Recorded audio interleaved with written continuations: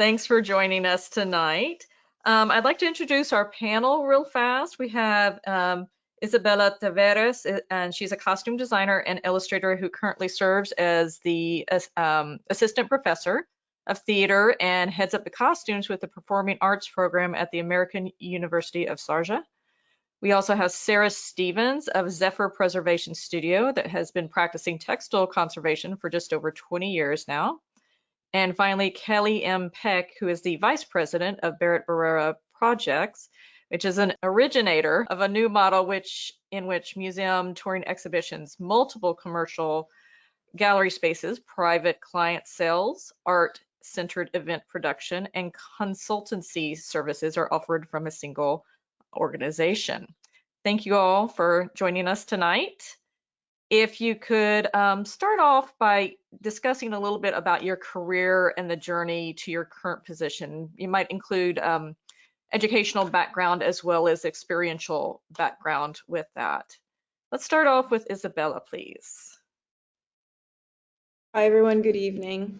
It's good morning here. I'm on the other side of the world, so I'm in Dubai, in Sharjah, near Dubai. I've been at AUS for about 6 years now. Before that, I was in the US for about 8 to 10 years. My story to get into costume design is a bit unorthodox, I guess you could say, because I started in fashion and textiles back in Brazil, where I'm from.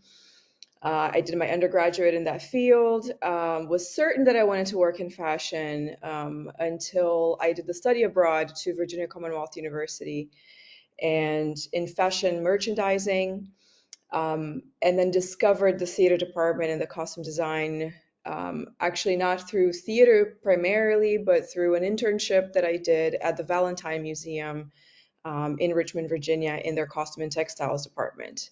So during that time, which was short of a year, I was cataloging and documenting in 1920s to 1960s bathing suits.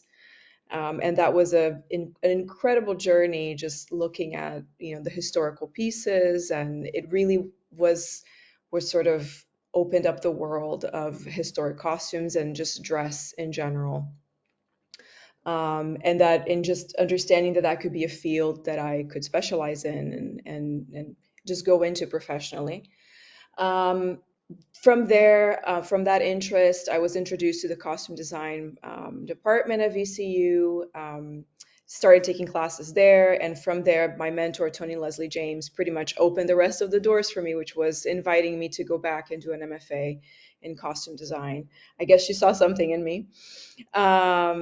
And the rest is kind of history.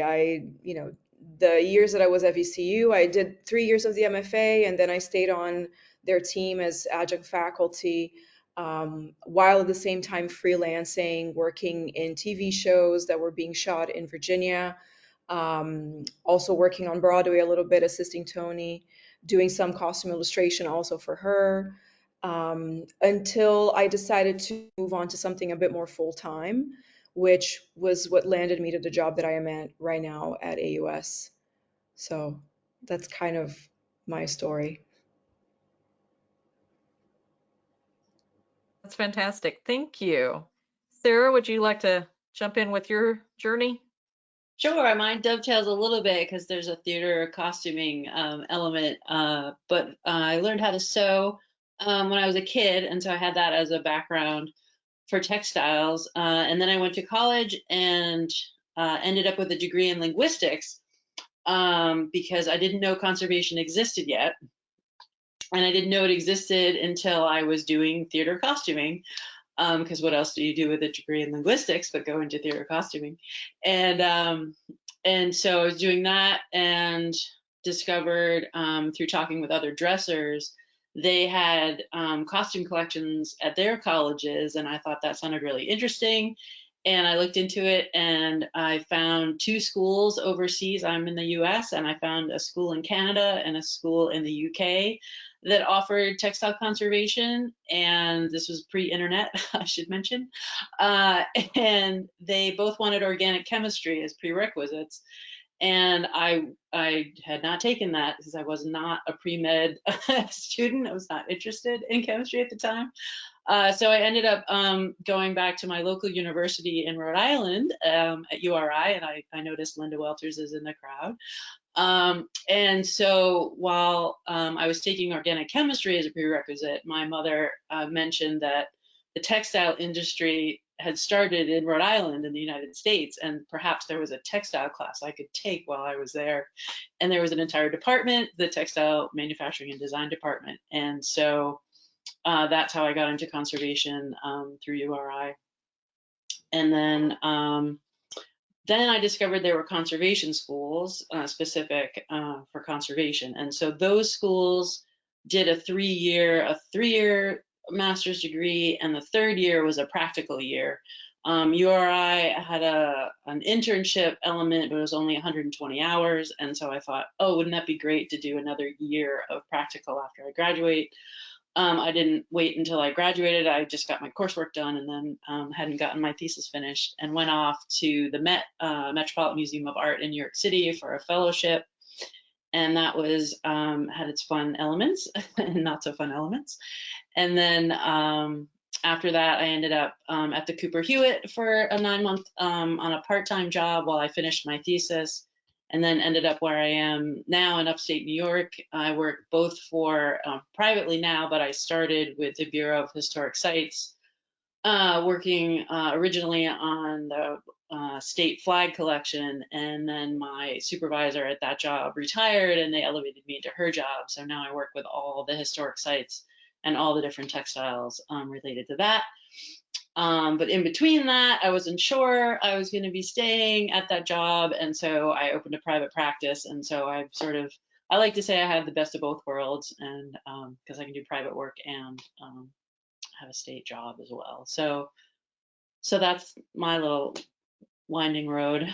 I feel like a lot of us have the winding road aspect of getting where we're at. Very true. That is, I think everybody, by the time you get to our age, has been through many, many iterations. Kelly, would you like to jump in? Sure. I guess I would say my professional path has been a little bit strategic, a little bit happenstance, in the sense that my education is really in art history, and I would say early internships at fine art museums were really pivotal to me. They helped me secure my first job at a new museum. And I was in a fundraising capacity there. So while I was working on my master's in nonprofit management, I was invited by the executive director. She had an interest in Alexander McQueen, and she asked me to do some research, even though it was outside of my role. She thought I could fulfill the function. So through kind of just a serendipitous working relationship, we together came up with what would be A Queen Within Adorned Archetypes. And that was a group exhibition focused mostly on contemporary fashion design, but also photography and sculpture and film. And so through that, I had the opportunity to work more with textile and fashion curation. I served as the assistant curator, and we pulled in the London-based curatorial duo Musea. So then thereafter, Susan, our president, and I really realized that we wanted to do something a little bit different. So she invited me to start Barrett with her. So at Barrera, we do a lot of different things. We're a dynamic for-profit organization. I serve as the vice president, so I have my hand in a little bit of everything from human resources, operations, but on the textile and costuming side, we have what is one of the largest private collections of Alexander McQueen's work. And one of my sort of areas of focus is building our touring exhibition side. So we now tour A Queen Within, which is very beloved to me because it really helped me get my start and was really formative to me in my professional life. And we're now touring a McQueen exhibition called Lee Alexander McQueen and Henri Rendezvous, because we have the full photographic archive from McQueen's personal photographer, Henri. So yeah, it's been a little bit of I still work in the fine arts, but having the opportunity to work with such an incredible fashion curator has also given me some of the experience to do what I do now. And I do find it really helpful because our clients are museums. So having the museum background, having experience in working with fashion curators, and then having the operational sort of contract side allows us to do a lot of things as a small team. So. Awesome. Thank you. You all have such fascinating and wonderful backgrounds. It's good to hear that. Can you, each of you probably tell me a little bit like what's a typical day in your job and what do you like most about your job? We'll try starting with that. Let's start with Sarah this time. Typical day is tough because it changes.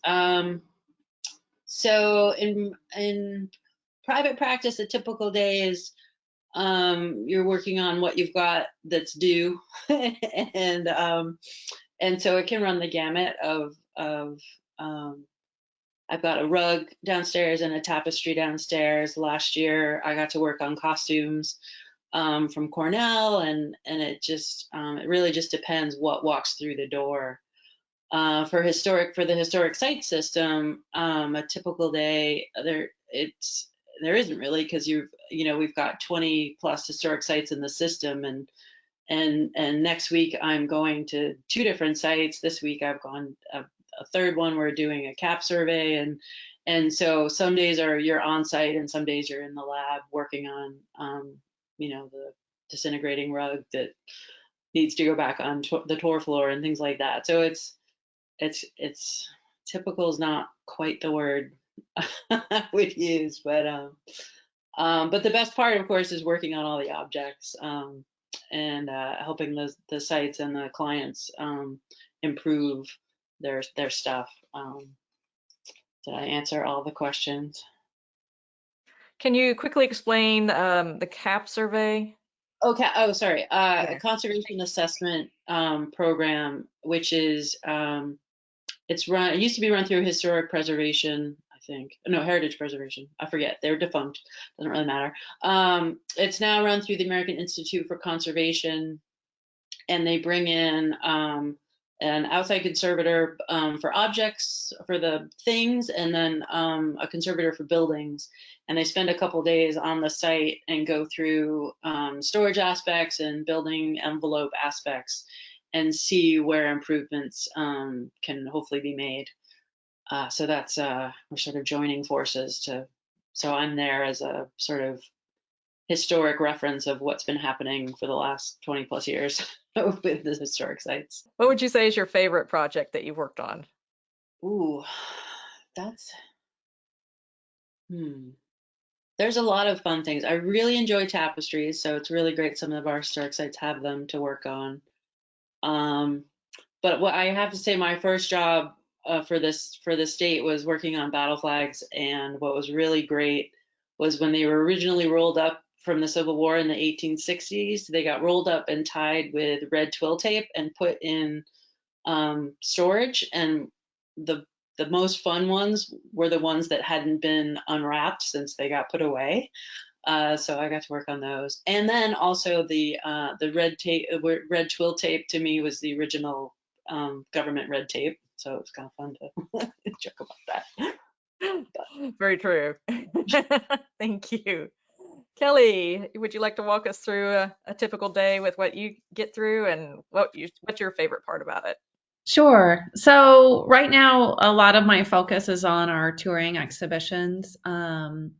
So I am reviewing a lot of contracts, which a lot of my colleagues find endlessly boring, but I actually love that side of the work. I think it's a real problem solving kind of practice where kind of understanding the legalese and then making sure each section reinforces one another, and then also advocating for our exhibitions and our team through the contract process, I think for me is really a way to set up a project so everyone's of the same expectations and museums know what we're bringing when we come in from that very early conversation on the contract side. So a lot of my time is spent that way, but our McQueen exhibition Rendezvous that is touring is really sort of embarking on its tour. It just debuted in Sacramento, and we have numerous other cities. So I've been serving in the curatorial role for that because we really consider that a Barrett Barrera project's curated project. I wouldn't say it's a singular curator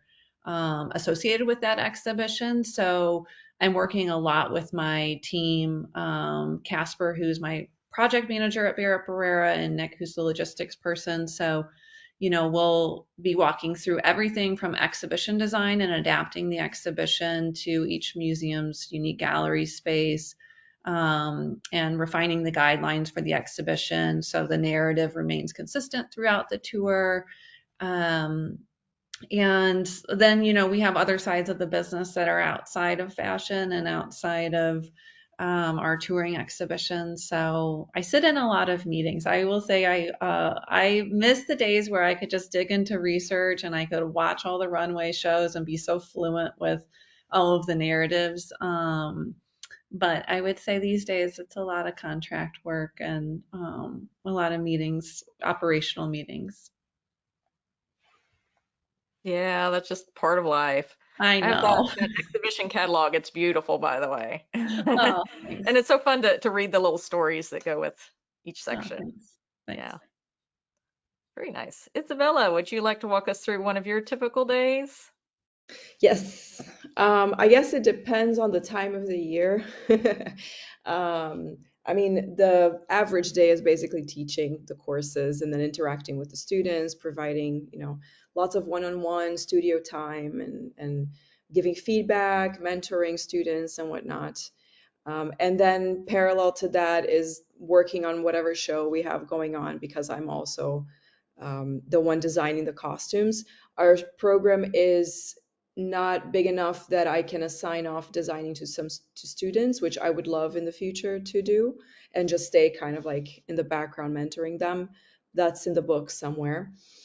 Um, and then what the sort of like interesting sprinkles on top of the I guess the average daily routine is whatever other projects I might be involved with. So I try to keep up with my own artistic practice or research, one of the two. So right now I'm actually starting to work on a really wonderful project. It's both an exhibition and a book on Arab dress. So kind of compiling all the dresses from all 22 Arab countries. And there's a person who collects Arab dress here in the UAE, and she's the expert in the field. So I've started working with her on that. Um, but like I said, it depends. It depends on. I'm also at the same time working on our musical, which opens in a few weeks. So it's kind of like that's what I said. It depends on the time of the year. If we're talking about the beginning of the semester, it's a breeze, very smooth ride. But then right now at the end of the semester, it's like everything happens at the same time, which, you know, how it goes for academic jobs. But yeah, so it kind of ebbs and flows. It's a good thing for me at least. I like having those sort of like moments of that we come up for air, and then other times that I'm more like neck deep into work. The book sounds fascinating. I can't wait to see that when it comes out. And do you teach, I assume it's mostly undergrad? Is that correct? Undergrad only. Yeah, Okay. here it's undergrads only. And is I it, teach, yeah, I teach the costume design class, theatrical makeup, and then some other lecture courses depending on the semester. So one of my favorites is Women in the Performing Arts. And I try, obviously, because of where I am, I try to make them outside of the Western canon. So just focusing more, for instance, if it's women in the performing arts, bringing the contributions of Arab women into the performing arts, which is vastly and so rich and so interesting, to pretty much focus and, represent our student population, which is also so diverse. yeah, and much needed. I, seems like it. All right. Thank you. Thank you. Let's turn to internships and the value of internships. Did you have your own internships? How did they inform your career path? And if you didn't, why not? What do you think is the value of internships? Let's start with Kelly this time. Sure. I mean, for me, actually, internships were hugely pivotal. When I was an undergrad, I had a great mentor and professor who synced me up with my first internship. And then upon graduation, I came back and I did a much longer term internship at the Contemporary Art Museum, St. Louis. And I really appreciated that through the internship, I got to experience a lot of different departments at a fine art museum and understand how they worked in a way that I really hadn't grasped before having that experience. And I will say, having committed to doing a long term internship, also my supervisor from the internship ultimately gave me my first opportunity in my professional life. And then that springboarded into my next job. So it was really, I felt so fortunate to have a college professor who was really advocating for me and really pushing me to look at internship opportunities. And I would say now that I'm on the other side of that, and we bring in interns for Barrett, Barrera, I'm really always looking for people who really want to be here and really want to utilize the opportunity in a way, because we've had people come in and interview and say, well, why do you want to intern with our company? And they'll say, well, it fits the prerequisite of, and it's kind of over then and there. As someone who really values internship and really wants the energy of interns on our team contributing too, if it's just a prerequisite for somebody, it's probably not a great fit. But yeah, I'm very hip on internships. Yeah, that would be on the list of things not to say. Yeah, yeah, Sound excited to be there, or at least fake it. yeah, yeah. So all the students in the audience, there you go. There's an internship sitting right there. Send in your resumes. Isabella, would you like to go next? Sure. It's funny because I get that not necessarily for internships, but for classes, for the students that are looking for electives, and they come to me like, I just need an elective in arts. And I tell them, no, that's how you want to open it. But yeah, internships were also pivotal for me. I mean, I mentioned it, I think, in passing in the introduction, but the first internship that I did at the Valentine Museum was actually an opportunity that came about because I was taking a class as part of my study abroad that was called Contemporary Fashion. And the professor, Jackie Mullins, happened to also be the registrar for the Valentine at the time. And so she was really the one that opened the door for me. And she was whom I consider to be my first mentor. Um, and boy, I cannot stress enough the power of these mentors. It's like this is something that I always have so, especially in the world that I'm in today as an educator, of just how much we can impact or really in any position. It doesn't have to be an educator. It can be in any position where you have, where your job has some gravity and you can open doors. It's such an honor and also a responsibility, I guess.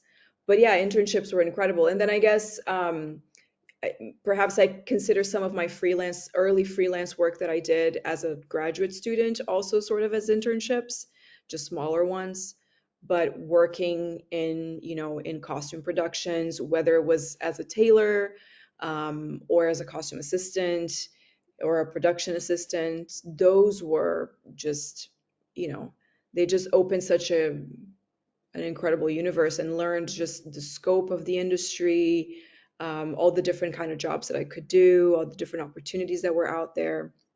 Yeah, I think internships are just incredible. I wish I could be a student again and just go back and just intern. Yeah. Sarah, would you like to add anything to that? Sure. Yeah. I mean, as they've all said already, the internships are really pivotal to help get a sense of the industry and see what's out there.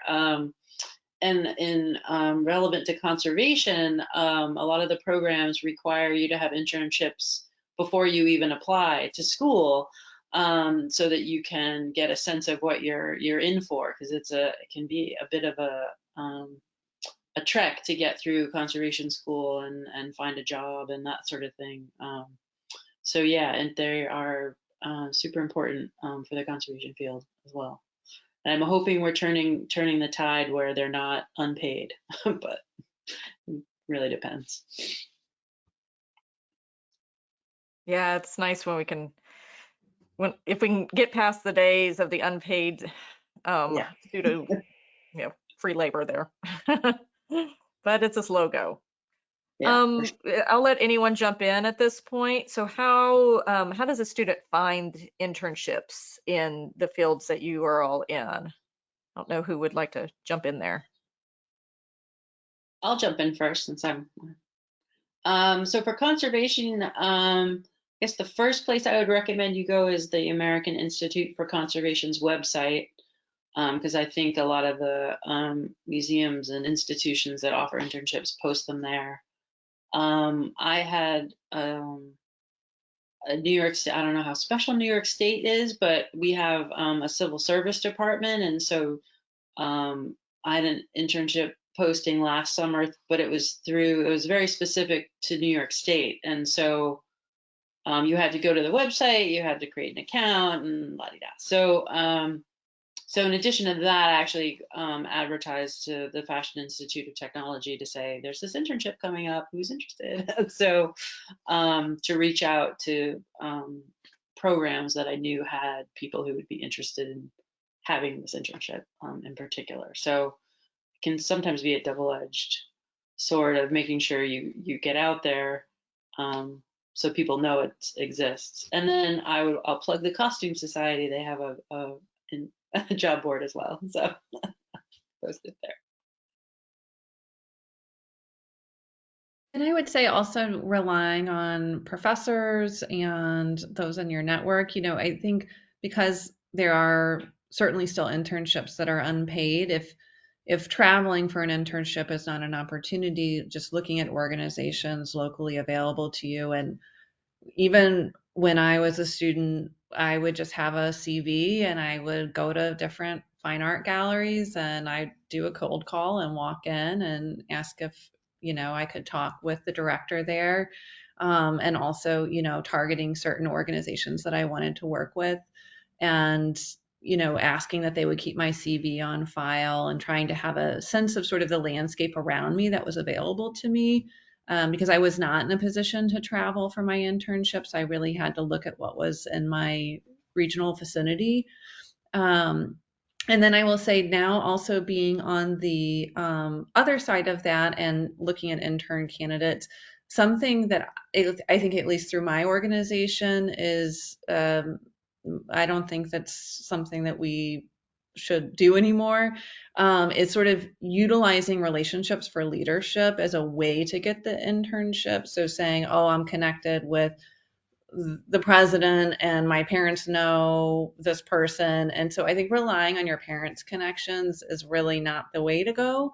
I think it's perfectly fine to leverage your network and ask for professors or those who might know your sort of studies or work experience to help advocate for you. But when it comes to sort of familial connections, I would really dissuade any students from pursuing that route specifically.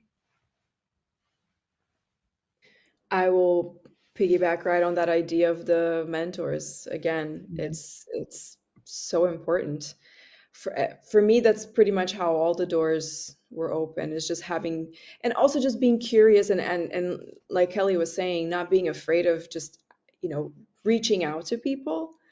I know that for me, that was kind of like I was kind of vulnerable and uninhibited in that way, where I would just approach a professor and just be like, I'm really passionate about this. I'm really interested. Because there's nothing that I think speaks more than showing that you're passionate about something, right?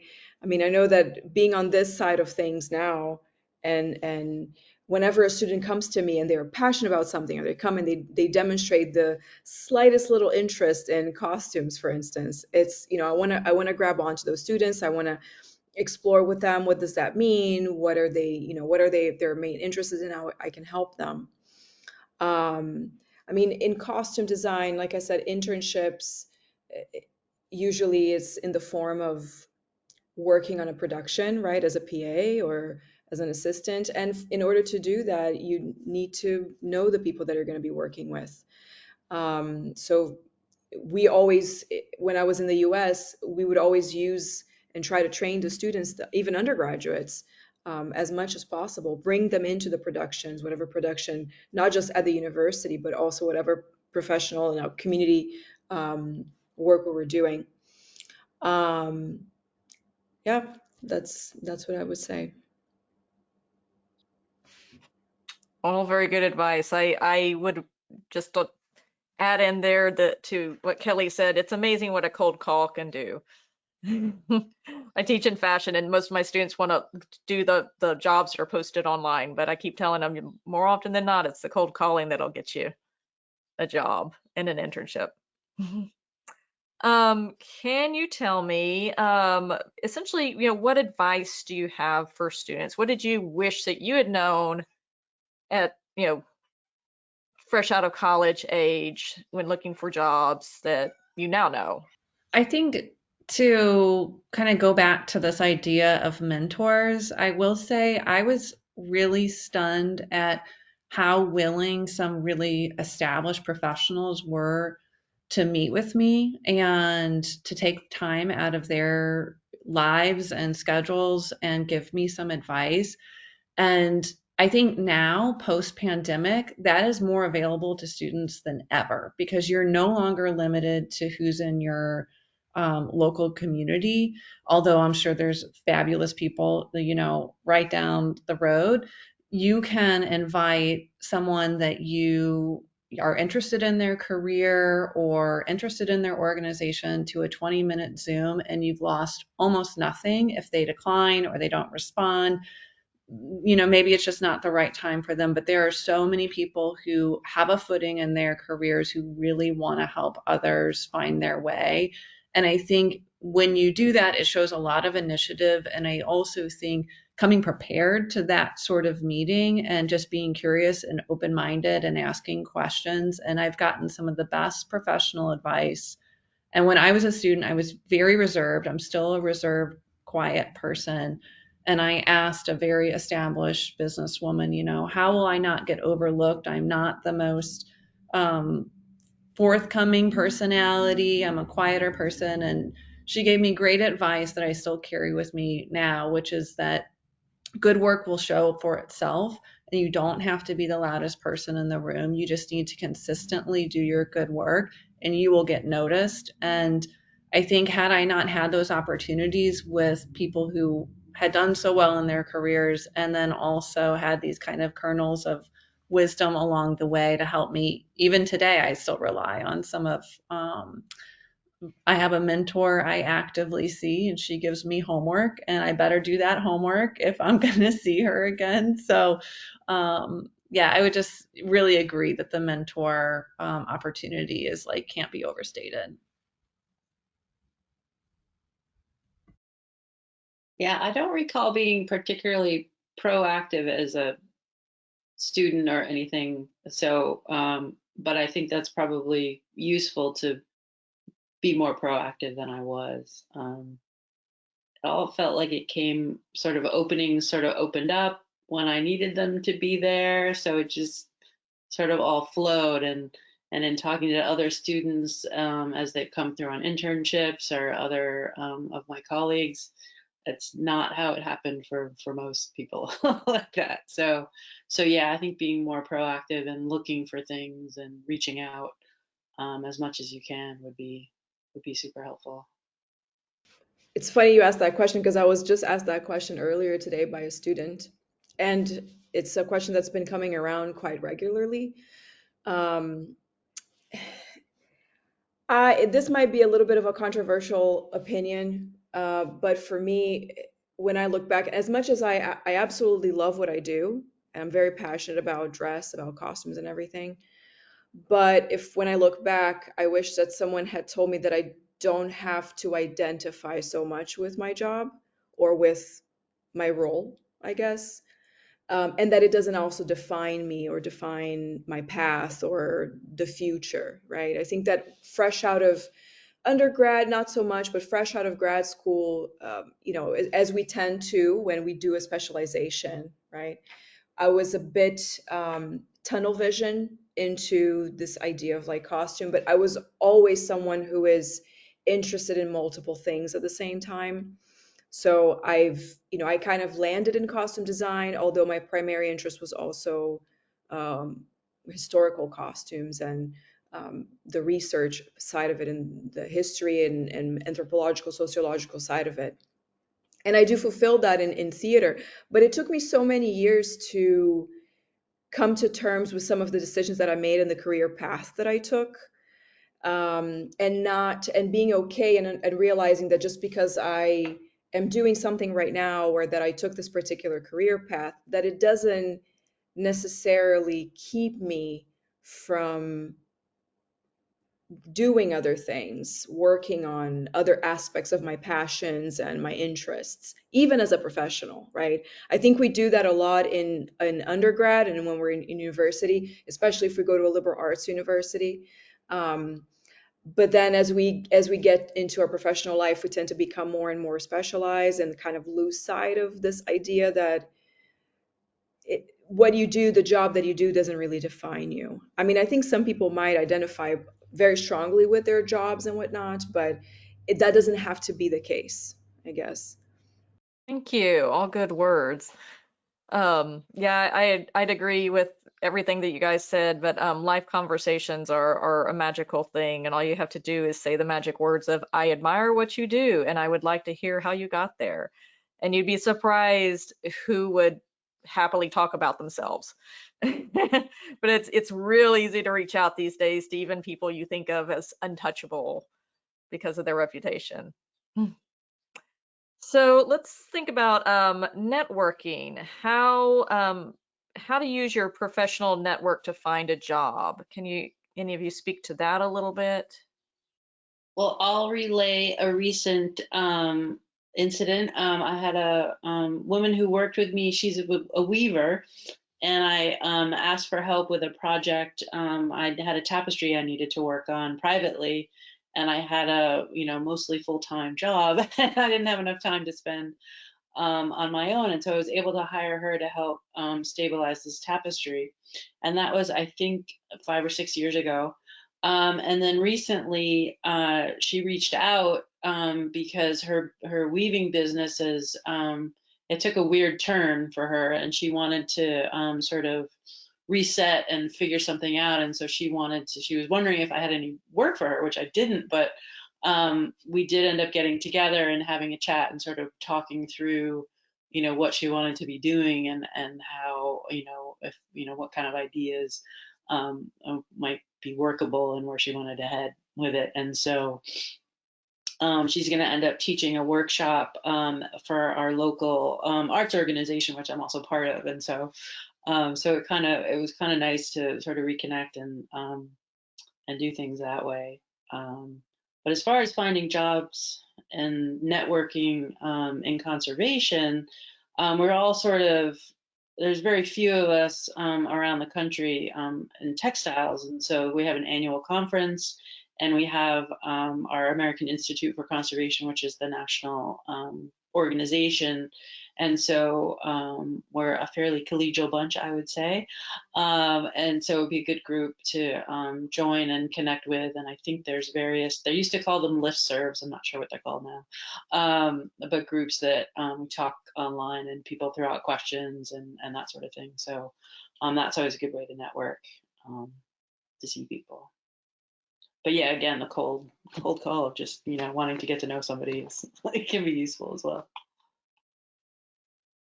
Well, I think keeping a kind of like a record of the people that you encounter sometimes doesn't even necessarily have to be mentors or people that are well established into the field.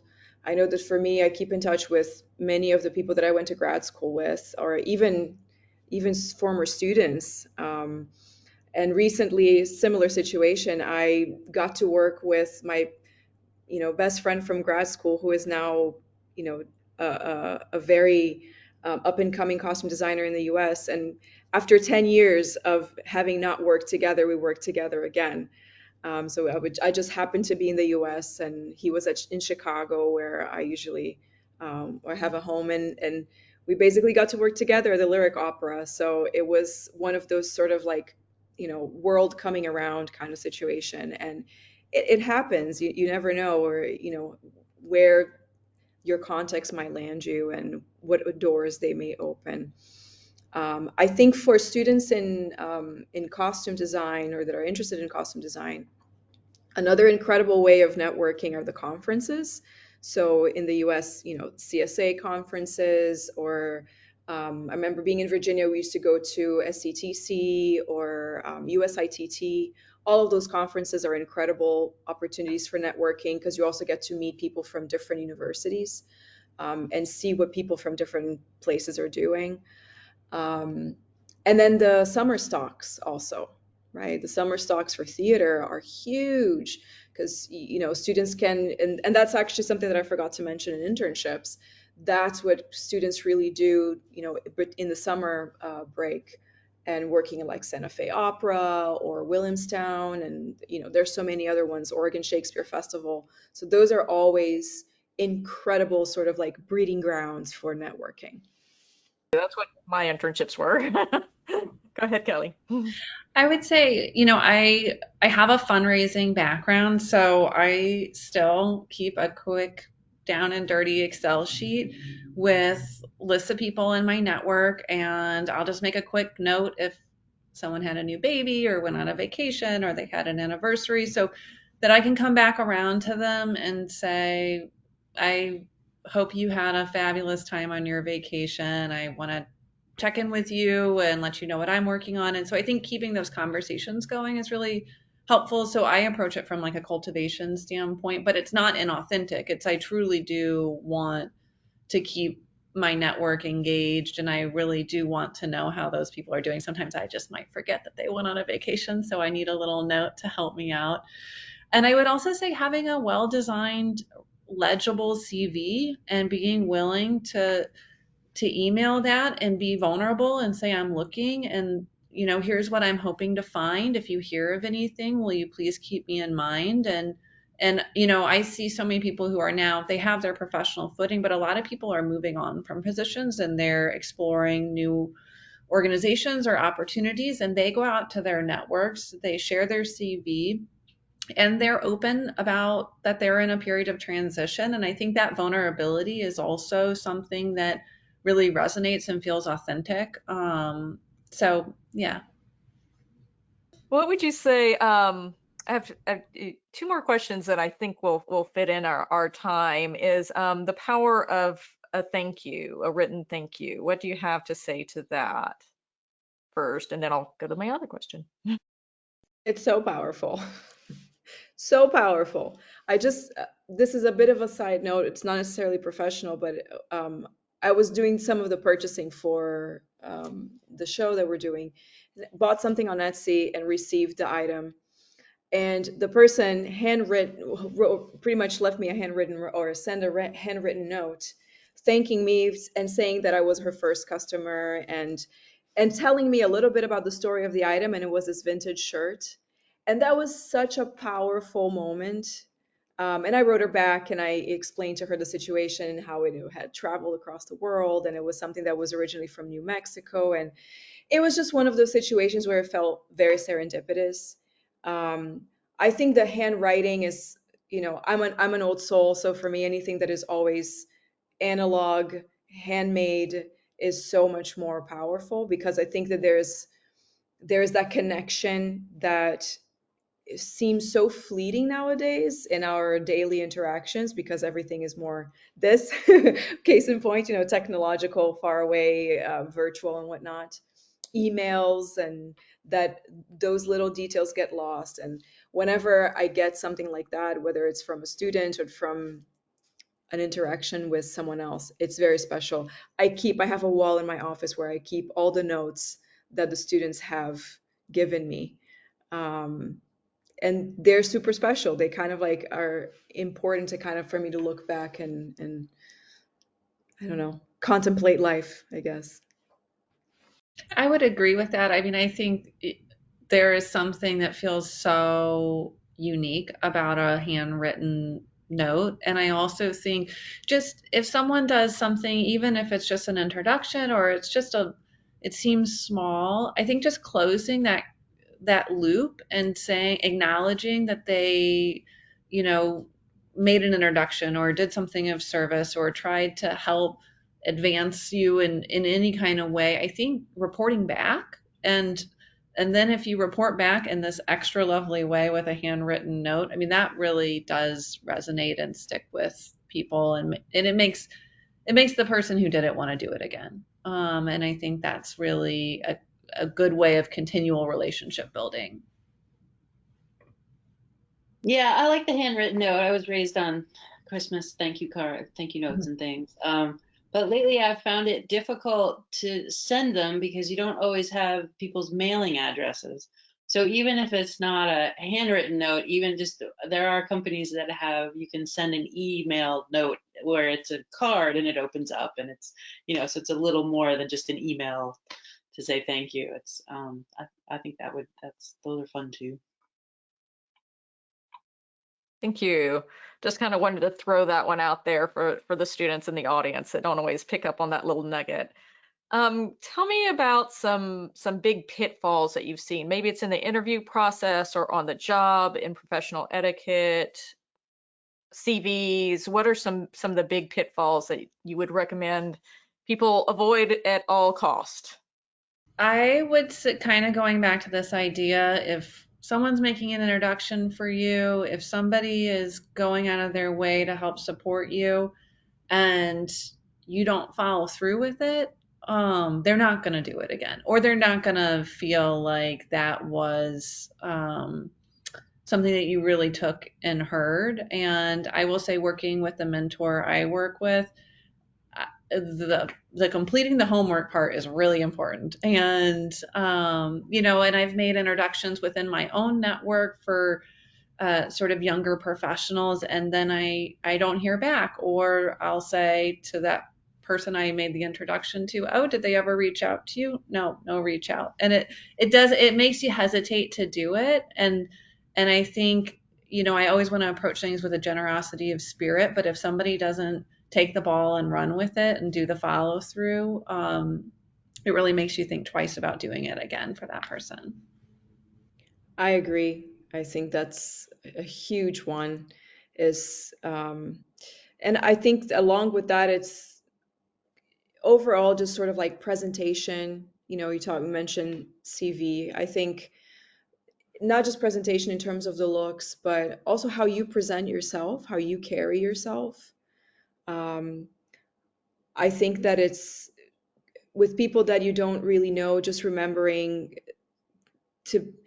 I know this may sound kind of obvious, but just the keeping a fine balance between the formality of talking to someone who is already established in the field or that you're trying to approach, right, in a professional manner, and also keeping it kind of not casual, but I guess spontaneous in a way.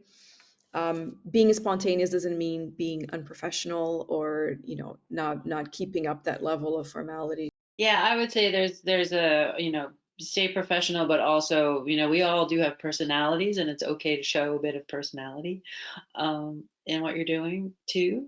I would also say if you're in an interview setting, bring thoughtful questions to the interviewer. Don't just be a passive recipient of their questions. Ask them what the ideal candidate in that role, how do they perform?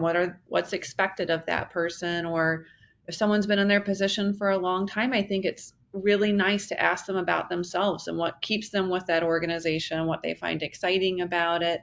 But I think being so passive in an interview setting can sometimes be translated as disinterest.